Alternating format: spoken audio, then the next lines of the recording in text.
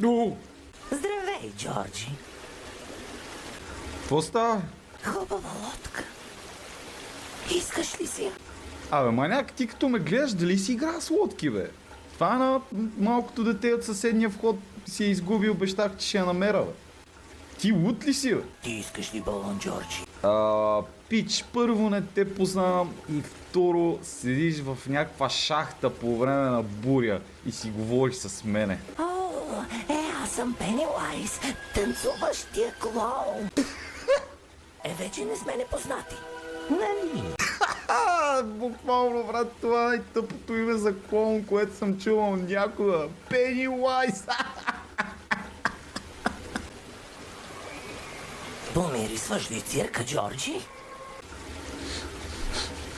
Има пастъци, захарен памук, хот-дог и... Алкохол и жени? Те ли са ти любими? Да. На мен също! Брат, изглеждаш ми на човек, който никога не е пипал жена през живота си.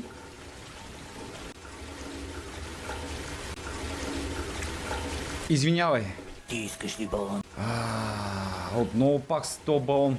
Човек, ти да ни дишаш, бе. Какво ти става, бе?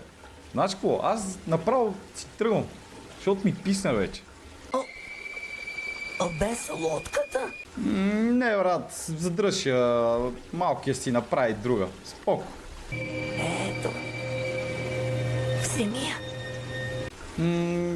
Зарежи. Все пак сме 2024 година. Всеки има конзола в тях. PlayStation, Xbox.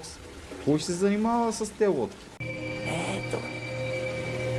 Вземи я. Баре, стига ми давал тази лодка, няма да взема. И плюс това ти си шибан клоун, който е детствен, никога не е бил с жена през живота си и завинаги ще останеш в тази канавка. Да знаеш. Ето. Вземи я. О, да го духаш! Братле, няма да мога да ти взема лодката от канализацията. Тук има един заседнал девствен клоун. И непрестанно ме нарича Джорджи.